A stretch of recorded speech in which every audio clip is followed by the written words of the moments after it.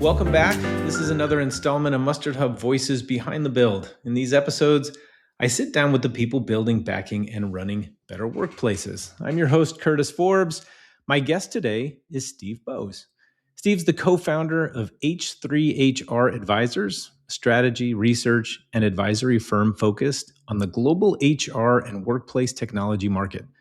Through H3HR Advisors, Steve works with HR technology providers, investors, and enterprise leaders on market positioning, product strategy, thought leadership, and go-to-market execution. He's also the co-host of two of the most recognized long-running podcasts in the HR industry, HR Happy Hour and At Work in America, as well as H3 Live, a video series bringing real-time insight to the HCM community. A respected analyst and commentator on the future of work, Steve has spent years helping the industry cut through the noise and build smarter strategies around people and technology. Welcome to Behind the Build. Thanks for joining me, Steve. Yeah, Curtis, thanks so much. That was quite the intro. Appreciate it. But yeah, it's been a great ride. I still love doing it. I love talking about how we make work better in all its different manifestations, right? And we try to do a little bit each day to further that goal. Speaking of making work better, any advice from one podcaster to another on tips and tricks to make this a meaningful experience for everybody listening? You're running HR Happy Hour and At Work in America. You have to have some tips for me. I have. Yeah. Thank you. I've done a lot. Thank you for mentioning those shows. I've done a lot of podcasts, mostly in your chair, fewer in this chair, but I think we always try to, when you've done a good job at this already, making the guests feel comfortable, relaxing them, and hopefully throughout the conversation, getting them to share a little bit about what they're passionate about. I do think for me, I'll give an example of one I just recorded and it just posted with an author and a researcher, Marcus Buckingham, who's a great friend. But he sent the book, which isn't out yet, but he sent the galleys over, or the team did. And, I read 92% of it. I didn't get through all of it, but I read it, almost all of it. It's a really good book about, love in the workplace in a positive sense. But I find that guests appreciate that too, because there were a couple of times in the conversation where I say, "Oh, but in Marcus, there's a chart in the book which shows, whatever, blah, blah, blah." And you could see his eyes light up a little bit because he knew I had prepared, somewhat, but not just prepared, but just I was interested in the topic, right? And I wasn't just kind of showing up to do the interview and clock out again. So that's hard to do sometimes, especially if you do a lot of podcasts, and we've done a lot of them. But I tried to bring that interest and enthusiasm to what the guest is interested in as well. He's an incredible speaker. He is a really great author. Yeah. I'm curious if the conversations there on those shows shape how you think about your advisory work. Does that ever influence kind of how you go about doing that stuff? I think so, a little bit, because often we get the opportunity to speak with HR leaders, talent acquisition leaders, benefits leaders, whatever the case may be. But folks doing real, frontline, in the moment work in these areas.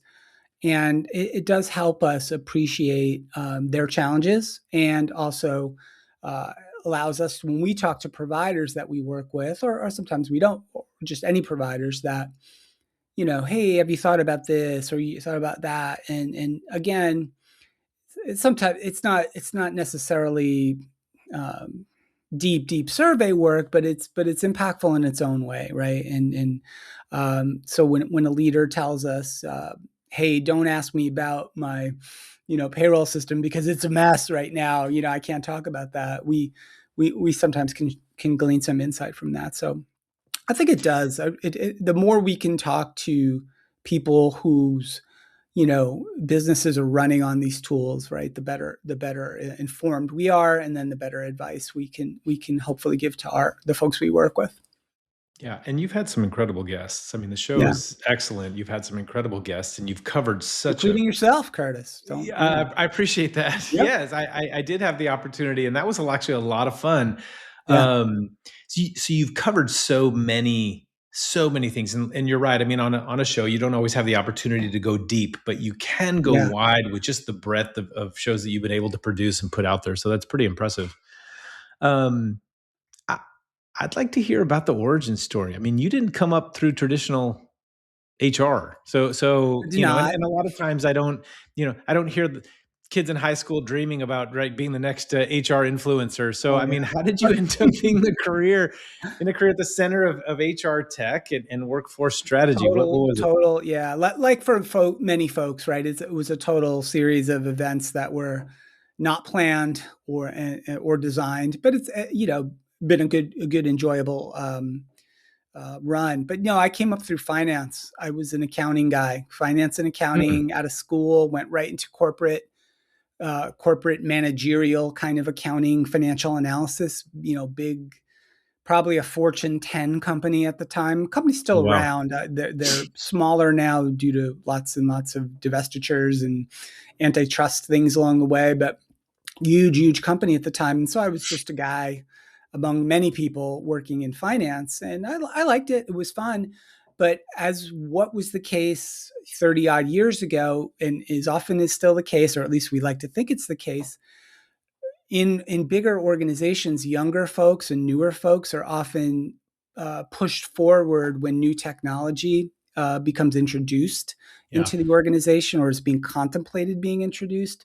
And that's how it was for me. Like we were in a time where we were doing major systems upgrades and enhancements and looking really to improve the corporate systems that were in place for things like finance and procurement and asset management and things like that, which is what I was doing. And a lot of the folks who'd been there a while just didn't have the appetite for it, weren't interested, were reticent, very reluctant to change. But I didn't know anything, right? Yeah. So let's go, let's learn something new, let's play with the new toys. And so I got pushed into systems work pretty early on. So I only did the debits and credits for a few years, and then became more of a kind of a enterprise IT person and did ERP for a Hmm. long time and migrated over to the HR side of ERP somewhere along the way. Interesting. Yeah, Okay. Well, yeah, that's kind of fascinating. You mean you just by sort of that tangential like adjacency, yeah, you got pulled into that world, and then um, I guess pretty quickly recognized the opportunity that was there for you. I mean, today you're the co-founder of H3HR yeah. Advisors, and I guess for anyone who doesn't know what the firm does, tell us what H3 Yeah, does. so How would you describe the H3HR role? Advisors is a small boutique kind of analyst and advisory firm run by Trish Steed and myself. And we've been working together a long time. We're partners on the podcast that you mentioned, Curtis. So we do kind of two things, right? One thing is the content. We've talked about that some already. We do podcasts. We have a number of different titles on the network. We do video, long form and short form. We also have a couple of other podcasters who work under our umbrella and do shows in their area, like small business HR or international, or we've done diversity shows in the past, recruiting shows. Love that. Um, so that's one side of our business, and we'll work with partners on content. Right? You're always trying to get attention, right, to your ideas, to your thought leaders, your thought leadership itself, and we work a lot on that. The other side of our business is uh, product and marketing and just strategic advisory to providers. So they could be payroll companies, workforce management companies, talent acquisition companies, ERP. We've worked with some of the real big ERP platforms in the past, and that really comes from our backgrounds. We've done a lot of different jobs in the space along the way. Right. So as implementers, as buyers, as consultants, as product leaders, we both worked in product at different companies in our past. And now we do the sort of analyst advisory space. So we've kind of done it all. Like I've implemented, I've That sounds bought, like. I've managed, I've developed, and so on. So we have good perspective. But the other thing we do is, through the shows and through our other work, we're just always looking at software, talking to providers, talking to users, and through the shows and through other mechanisms. We travel a lot to do it. Home this week, but I've been on the road the last couple of weeks at events Oh, where wow. we Okay. were, looking at tools. So those are the two sides of the business. And for me, the last thing I'll say about it is I'm passionate about making work better for everyone, especially just normal, average, everyday workers, right? And that's certainly a challenge. And lots of people are interested in that too. That's not just me, but that's what I think about all the time. And hopefully folks see that in some of the work that we do, especially the stuff we do, on the content side. I love that, and it's often a neglected segment, right? A group of folks, right? Those frontline, um, a lot Yeah, of those we call them average, but I hate using that word, right? Because yeah, they're average in meaning, they're not the folks the news is interviewing, or right, exactly, we're not exactly. feting them at gala, but it's important to recall it was just a few years ago, here certainly and around the world, where you know vast swaths of those kinds of folks were called essential workers and were sent out to continue working while most of the rest of us, right, sat Anything but comfortably, average, right? semi comfortably, right, in our home Yeah. offices. So it's important to think about that too.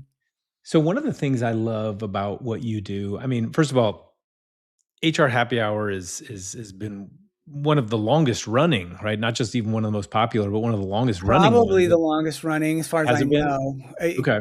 Who knows, right? But I think so.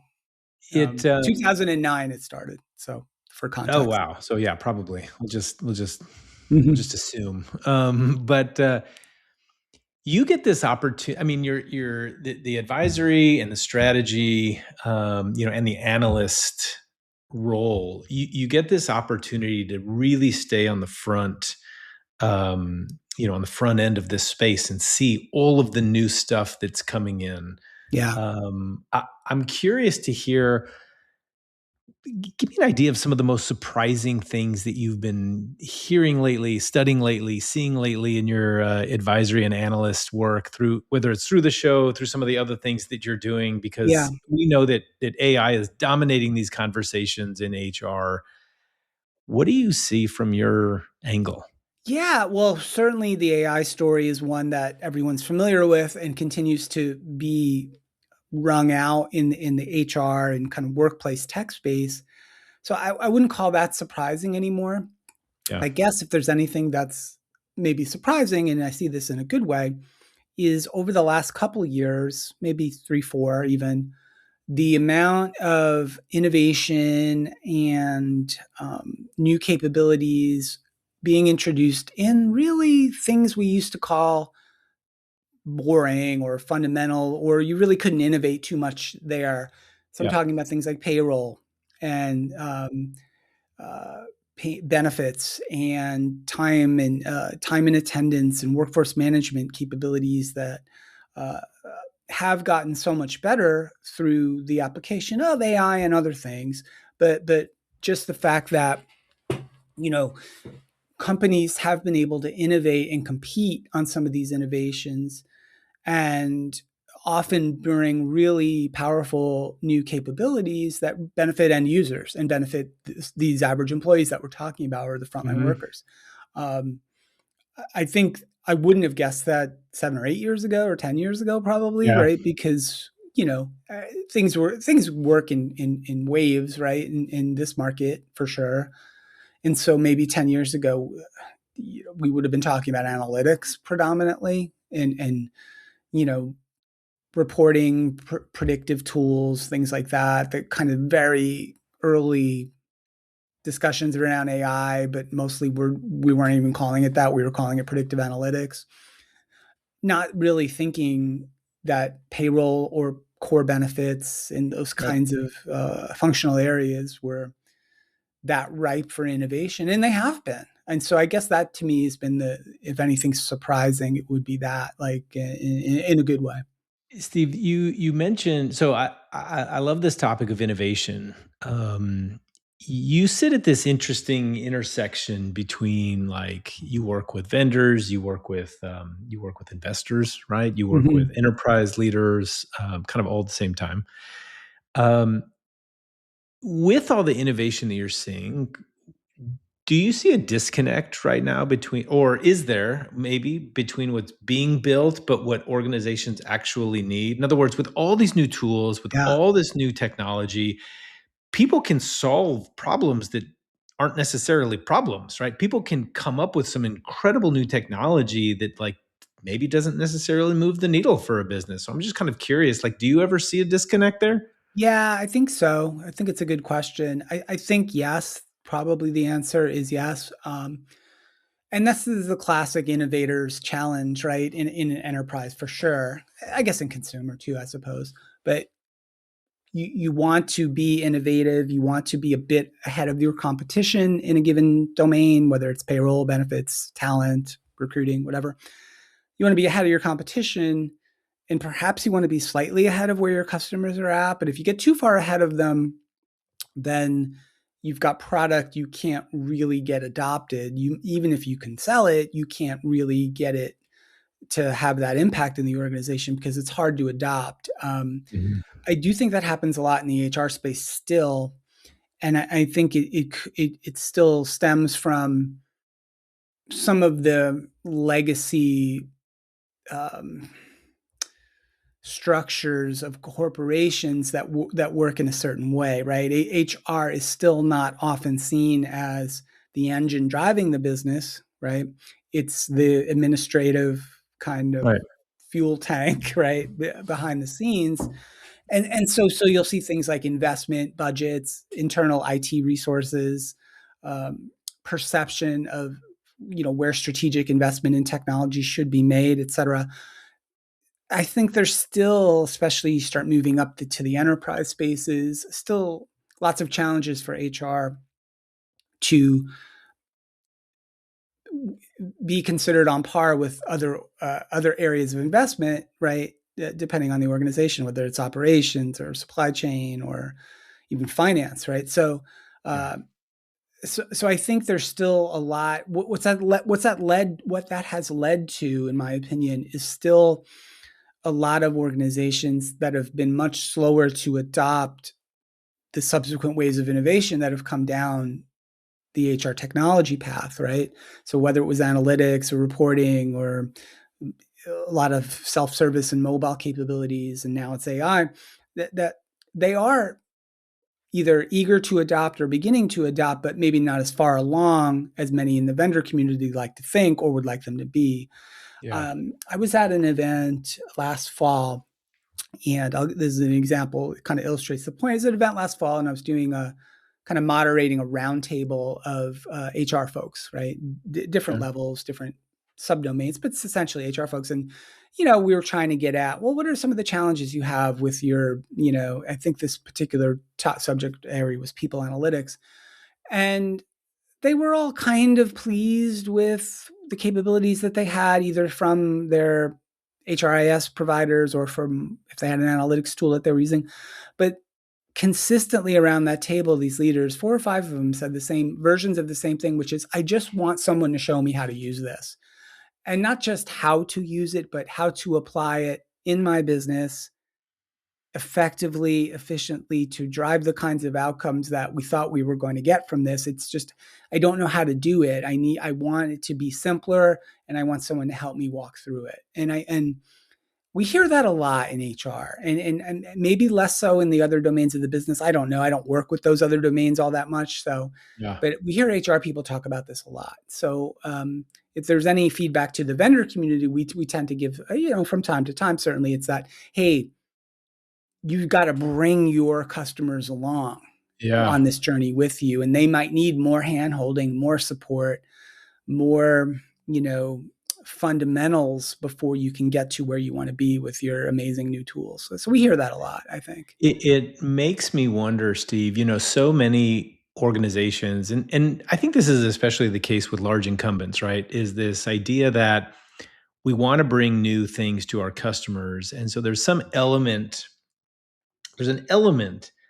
of entrepreneurship like inside of the big company, right? Where they want to innovate, they want to bring some new pieces there.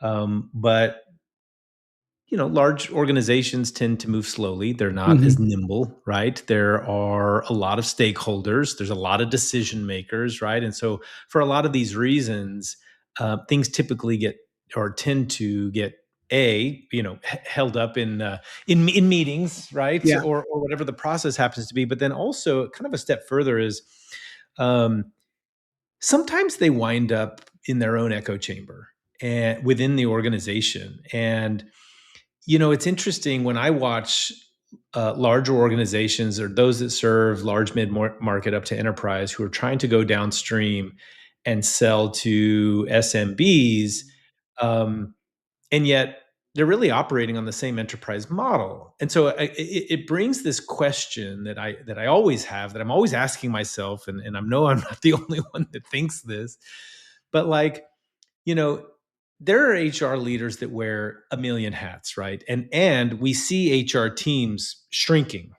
right? Mhm. Especially with all the new technology that's coming in. These groups are shrinking and expected to do more with less.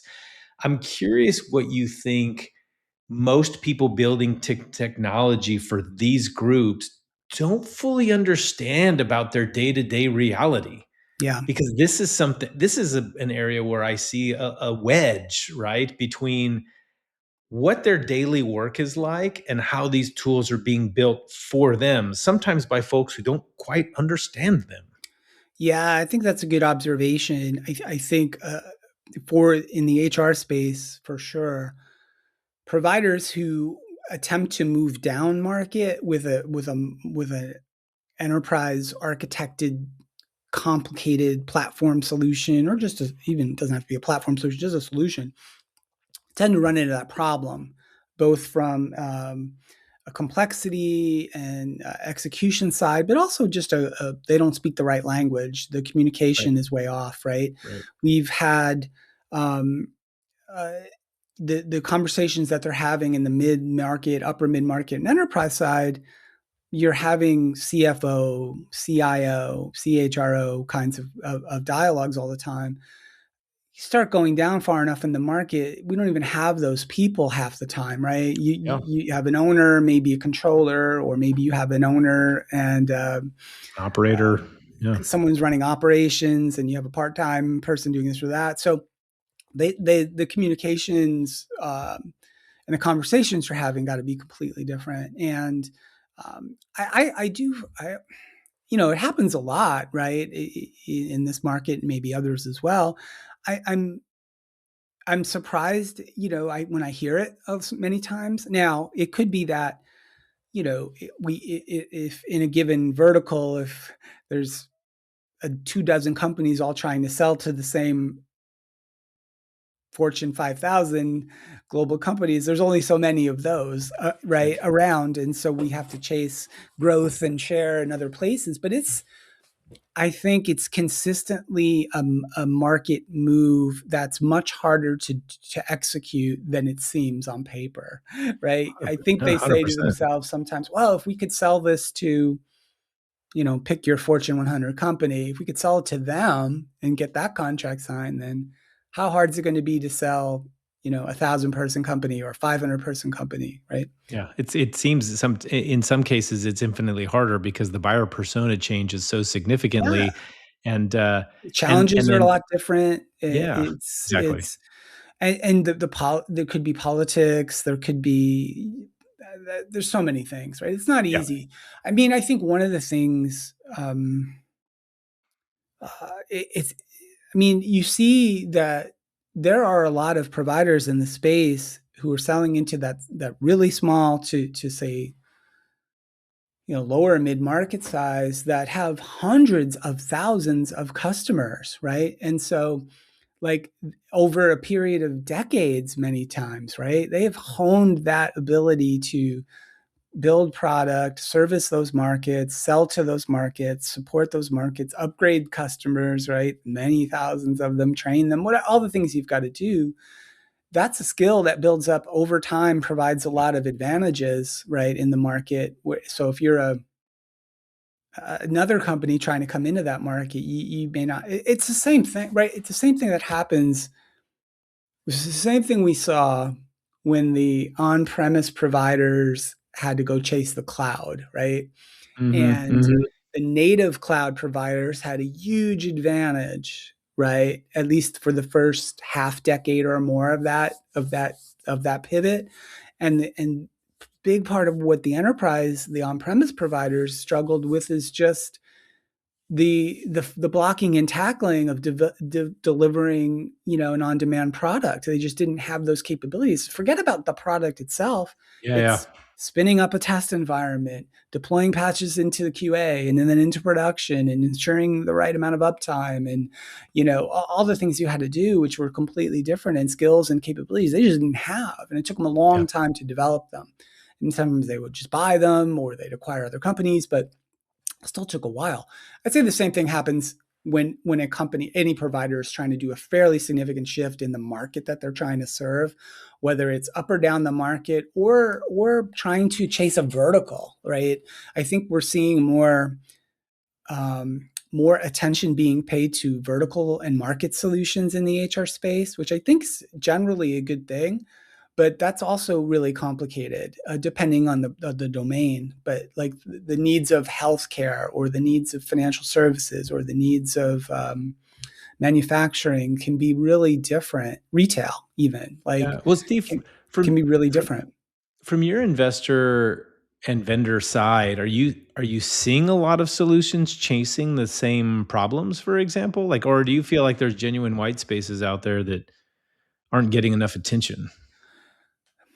Yeah, I mean, I think there's definitely a follow the leader kind of mentality in the space for sure, but I do still think there's a lot of white space. It's one of the talent acquisition providers used to. I don't know. I haven't seen it in a little bit of time, but we used to go to their kind of analyst event, and they would kind of brief us all on their product updates and their market position and just how they were doing in the market, et cetera, et cetera. And they used to put up this chart every year, which said, "This is how many companies we believe are not using an applicant tracking system of any kind that we can determine." And they had built a couple of like web bots, right, to go out there and scrape websites and career sites, right, and try to figure out what these companies were running, right, for an ATS, which I don't think is probably that hard to do. Maybe even back then it wasn't that hard to do. But the point I'm bringing up is it was shocking, right, what their data said about how many pretty decent sized companies still were not using like a commercial off the shelf ATS. They had hacked something together with their own IT resources, or they didn't even really have one. It was just upload a resume right through a link, and someone was just collecting PDF files on a server somewhere and looking at them, right? So my point is this: like the amount of opportunity in that market was stunningly large, even for what we thought was a really mature market. So if we talk about things like AI, or software managed executive level coaching, or really advanced skills ontologies to help organizations do workforce planning, the numbers of companies that just don't have tools to do that stuff is Hmm. enormous, right? It's everybody's got a payroll system, right? Yeah. Sure. Or they've outsourced it. And that's about all you can assume still, I think, right? For big chunks of this market. Like just assuming everybody's got a performance management tool, or everybody's got, a 9-box calibration tool. Man, no way. Like, no way. Like there's so much opportunity still out there. And which is great, right? Yeah. It keeps the market, kind of vibrant in that way. But yeah, I think there's a lot of opportunity still out there. You so you brought up AI, and I want to spend a little bit of time talking about something you mentioned actually when we chatted a little while back. Mm-hmm. You mentioned that you expect employee care and burnout, and I think you listed well-being, right, Yeah. as really major themes this year. Mm-hmm. And I'm kind of curious to hear. what do you think is driving that? Like, what are you seeing in the data or conversations that, is making that front and center? Yeah, there's good data on it. In fact, I was just before we got on this call to record, I was reading a new report from a company called Lyra Health, is a mental health provider in our Hmm. space, and they been around for a long time, do great work, have great tools to help organizations with theirs. Yeah, and they're not a client of mine, so I'm not don't there's no conflict of interest there. I I just think like this them. article we actually commented on LinkedIn actually not that long ago. I have a feeling I know what you're talking about. Yeah, and their data is right. I'm looking right now. 1 in 3 employees say they're merely surviving. 1 in 4 said their Yep. mental health declined in the past year. One in Yeah. two report have trouble staying focused or engaged in their work. So again, I haven't read the whole report. I just downloaded it this morning. I'm It's looking at it now. crazy. So I think a combination of, if you go back to the pandemic era, even before that, mental health in the workplace was a significant issue. Employees were burning out, reporting signs of burnout, reporting declining mental health already. The World Health Organization kind of pegged burnout in the workplace as a diagnosable thing, right? That happened right around that same time. The Surgeon General of the US came out with a major statement around mental health at work, calling it one of the most significant issues facing the country at that time. And I feel like that's not gotten any better. The data doesn't indicate it's getting better. And Right. then you layer on some of the stuff that's happened in the last few years, certainly here in the US. Forget about the climate and politics and all that, which has got there's a lot to be stressed about there. But just talk about finances, right? We've had a pretty significant period of increased inflationary pressure that you've got to be pretty fortunate, I'd say, if it hasn't affected you at all, right? Or somebody Right. really Right. close to you, or certainly your employees, right? So we're seeing a lot of folks really concerned about their finances, having financial challenges, facing the pressure of rising costs for many of the essentials of life. Wage growth has slowed a lot. And now we're in a period where Yeah. just go on TikTok or Twitter or wherever you like to go and just search for 5 minutes about people who are trying to find a job right now. Uh, Yeah.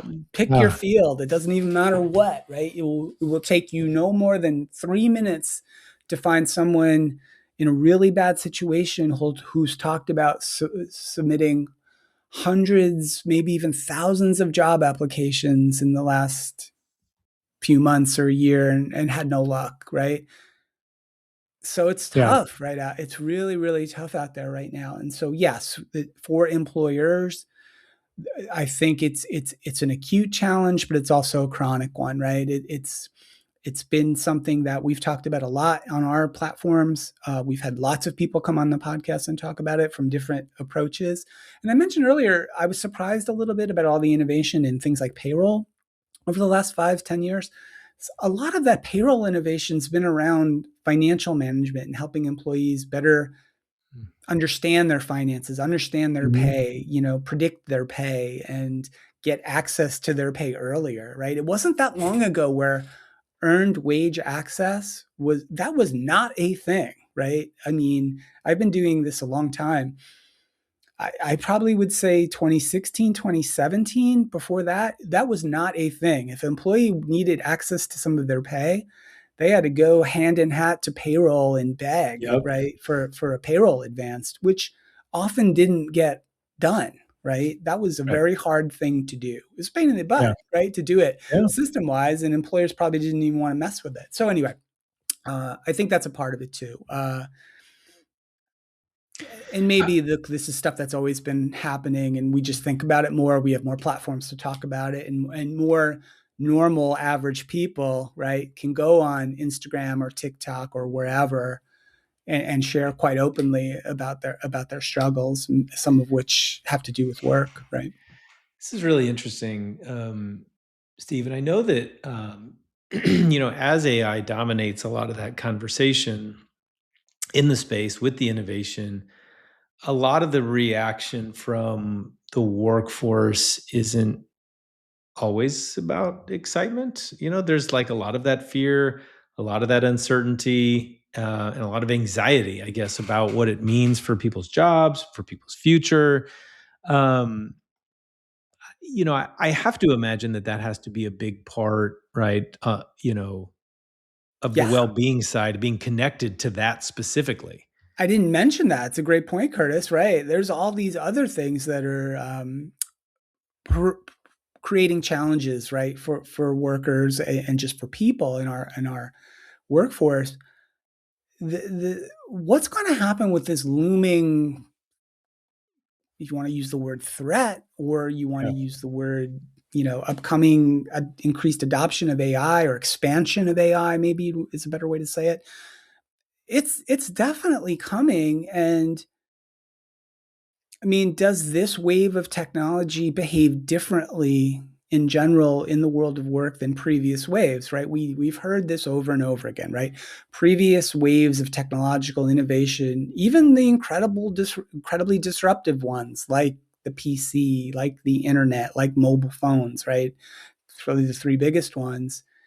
They didn't there was disruption and there was some churn, but essentially, you know, the ocean lifted, everybody's boat Yeah. eventually And continued as to far back rise. as the Industrial Revolution, I mean, Yeah, it killed a lot of jobs, but it created, as many as it killed, if not more. And is this sure. going to do the same thing, And more right? prosperity, right? Overall, as well. Right. The standards of living we enjoy today in most of the developed world are generally, right, on average, far superior to Yeah. those in the Yeah. pre-industrial age, right? We live longer, we live better, we don't get as sick, our food is better. I'm not saying everything's great today, but right. Right. But there are enough smart people, and I don't call myself one of them, but there are enough smart people out there, at least raising warning flags about AI adoption and whether or not it's going to behave similarly to these other technological waves of innovation that we've discussed. That it's so powerful and it can do so much so effectively, so efficiently, eventually cheaply, probably too, that Yep. it's going to be so disruptive that the impact on the job market is going to be long lasting, more profound, and more people will be left behind. And people are rightly concerned about that. I don't know, right, how it's going to play out. I'm not sure anyone really does. Right. Um, People are worried about it for sure, and it doesn't help people's worry or their stress over when companies like, we can name them, this is public stuff, like Block, was a great example, recently Yep. came out and hacked Cut several 40% of thousand. the Yeah. workforce, saying it's an AI thing, right? And other companies have done similarly. You have to A couple of the appreciate, most like, popular little shows I've done, I do a small little workplace commentary show, 5-7 minutes, a couple times a week. The most popular one I've done in a long time was about CEOs using AI as a cover, right, for cutting workforce reductions that they probably would have done anyway. Like that one in particular, got people really fired up, right? Uh, yeah, so yeah, Steve, I don't know. that was one thing you have to almost appreciate the transparency, right? That they came out with and said, "Look, this is a real thing, and this is what we're doing, and I'm not hiding behind it," right? Like so many actually do. But it leads me to wonder, like, you know, while the job market it's so peculiar right now, right? There's talent shortages in some places, right? And there's an excess in others. Yeah. And it makes me wonder, is there a meaningful difference between how leaders are experiencing the AI anxiety and how, like, for example, frontline workers or individual contributors are experiencing this? Or is it universal? I'd say it's probably different in as much as I think, you know, almost everything, only with the exception of the most in touch and more enlightened and more thoughtful leaders, I would say most leaders just can't identify with the concerns of average workers near as much as they like to think they can, and that's some of it is they're just disconnected and they're operating in different orbits, right? And they're too far removed from people's everyday experiences.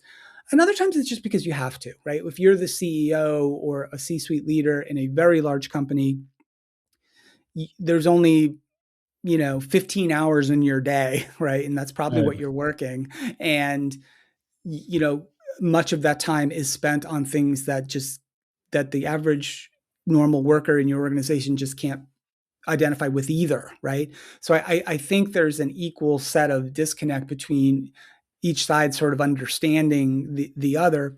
Now, having said that, the folks who are making those tough decisions, making the calls around investments in technology, around deployment, around how workforces are going to be managed, you know, typically, right? That's just how it works, right? In our system, they typically are quite a bit immune or insulated from the impacts of these technologies, right?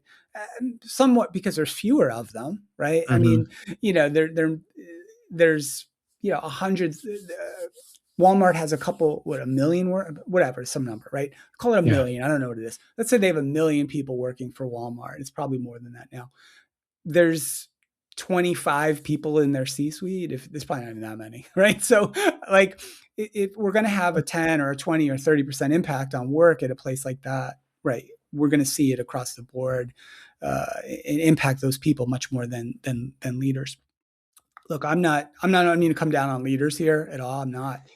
It's very tough to do both jobs well, right? To really Yeah. be that person steering a very massive ship that's got a lot of people. The decision you make impacts millions of people's lives, right? Both Mm-hmm. directly and indirectly.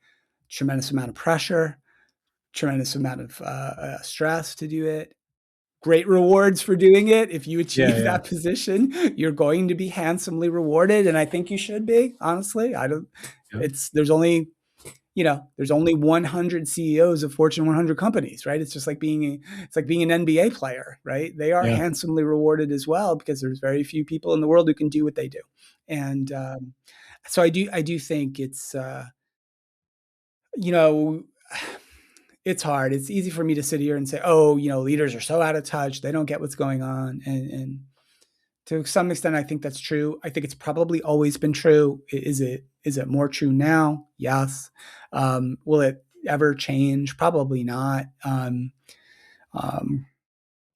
and we'll have to see, right? The AI thing is, I think anybody who can sit here and say, "Oh, this is how it's going to play out in the next 10 years," I think they're just guessing or they're just BSing you because I don't Yeah. think they know. Well, to sort of dovetail off of this idea about what leaders are getting right or wrong. I mean, a lot of them say they care about employee well-being, but their systems and maybe their processes don't really reflect that. So, I'm curious where that gap comes from. Is it because of lack of clarity? Do they not have the tools? Is there an execution problem? Is it something else? Yeah, that's a great question. I think at least somewhat it probably comes from you do get a little bit out of touch, right? Like we said, you get a little bit out of touch, and I think there's a little bit of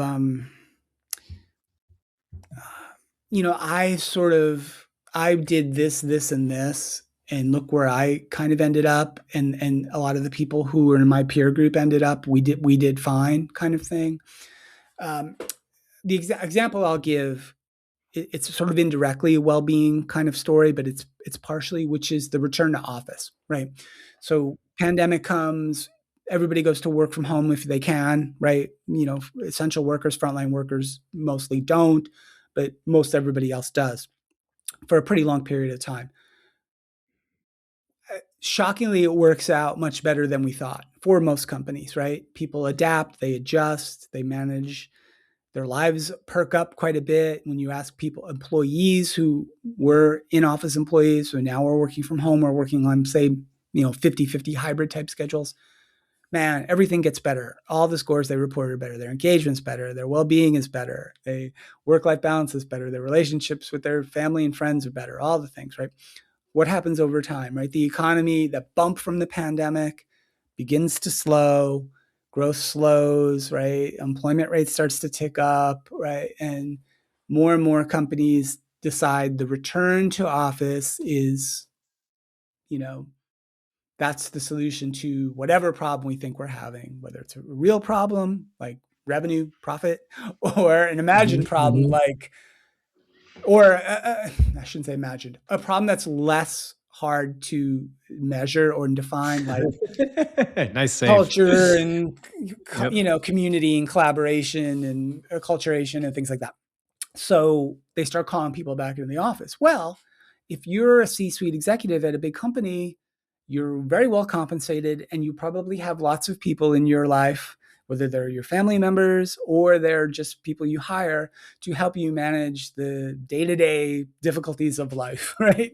They sort out things like your grocery shopping and cleaning your house and getting your car serviced and on and on and on, right? For the rest of us, we do all that stuff ourselves, right? And when we were working Yep. from home, they became doing my laundry, right? It became Yeah. infinitely easier to manage, right? Yeah. And incorporate that into my life. So, the executives have typically, right, have a very difficult time seeing that or empathizing with it, or they don't care, right? Because there's this element of, hey, when I was coming up in the 70s, the 80s, the 90s, whenever it was now, right? I got up, I went to the office You every just did it. day, right? Yeah. So yeah, I think that flows into well-being the same way, right? Do executives and leaders have struggle with their mental health? Do they struggle with burnout? Absolutely, they do. Probably less likely, I don't know the data on this, it's a good question. Probably less likely to admit it, less likely to report it, less likely Yeah. to talk about it publicly because it sort of connotes weakness. And probably less likely to support that when it's not part of their lived experience as much as maybe it is for others. But Steve, what um, about for the smaller, for the SMB leader, lean HR team, or even just an owner operator that doesn't have an HR bench, like yeah, those without a lot of resources?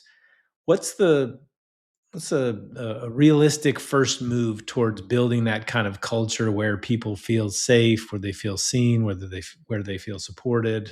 What's your advice to them? yeah, I think to try to build trust, um, and to do that through openness, transparency, and honesty as best you can, and to try to create an environment where people feel that they have that safety and security to talk about things that perhaps in the past we swept under the rug, right? Trish, Yeah. my partner and co-host on our shows, talks all the time about like when she was coming up, working in public accounting, you didn't show up to the office talking about, man, I'm really stressed or I'm really burning out. I need a mental health day, right? Because the culture wouldn't have supported that kind of Right. admission, right? Right. That you'd be perceived as you can't cut it. There's something wrong with you, perhaps even like you're not cut out for this business, right? It's too Right. rough for you. And So what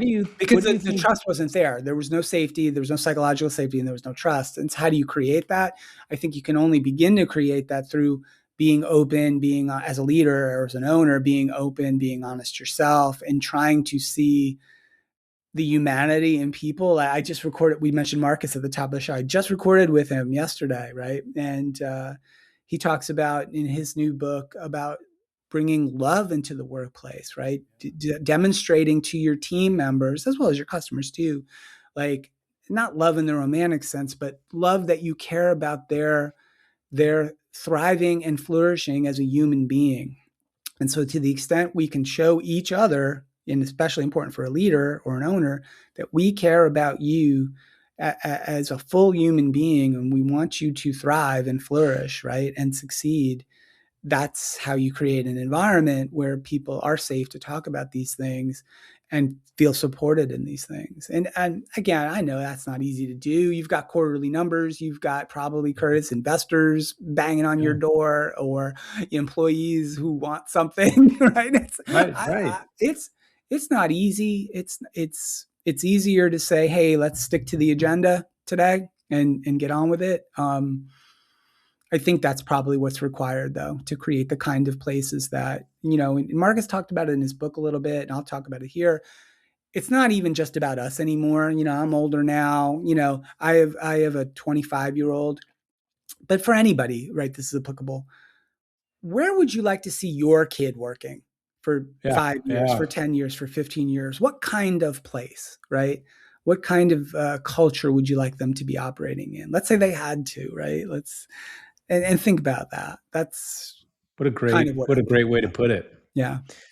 It highlights, I think, and underscores what becomes more important, not less, about the human side of work, even as technology, I think, takes on more of this operational load, Yeah. right? You're talking about these things that are technology aside, like here are things that are really important, I think, that about the human side of work that we have to consider. And it almost becomes more important now uh, rather than less. Yeah, I think so. I think we'll be talking probably even less about technology in the next couple years and more about these things. I could be Yeah. wrong. I'm staking some of my, time and energy, and I don't know about Yeah. my reputation, but at least some of what, we're paying attention to here at H3HR. And I love the technology too. We work with many providers and we try to give them the best advice we can, and they do amazing things. I saw a tool a couple weeks ago at an event I was at, which was designed to help prevent like interview fraud, right? I don't know how much you know about this, Curtis, but like Mm-hmm. again, people going for video interviews or online Hmm. interviews or remote interviews, and then a different person shows up maybe to take the next interview or even shows up on the first day of work, right? That's not the same person. And they've developed technology, with the split screen. Here's video interview one, here's video interview two of the same person. Wow. And they all the biometric markers of, how That's large the so eyes, interesting. how Wow. far the nose was from the ear, and it puts it all on the screen. It's very like Tom Cruise Minority Reportish. It's I incredible, right? That And was kind of the I saw it a visual that I couple had weeks in mind. ago, and I was like, "Man, this is the coolest thing I've ever seen." I was That's excited by it, crazy. but so I think we've got to figure out a way, right? As people who are interested in the world of work and trying to architect solutions for the world of work and hopefully trying to make the world of work a better place, I think we've got to figure out how to manage both things, right? Hey, let's Well, let technology use it to the fullest, to its fullest capability, to unlock potential, unlock innovation, unlock success, but also help people along the way and help them live their yeah, best lives too. I think that you're halfway towards answering this next question. I want to wrap us up here, and I want Mm-hmm. your perspective. If a business leader came to you and you really only had a minute, maybe you're on an elevator and before the doors, open to the top floor and they walk right out of there. They want to know, like, they know who you are. They're like, Steve, oh my God, I got Oh, the question. Steve, You're the yeah. guy to answer. Um, they want to innovate. They want to do right by their people, right? But they also don't even know where to start. What's the single most important piece of advice that you give them? I would probably try to figure out a way. That's a great question, Curtis. I should have a better answer for this. Um, Here's what I probably would do. Like I would just do like a almost like a binary kind of question. Would I would probably try to have them answer every day.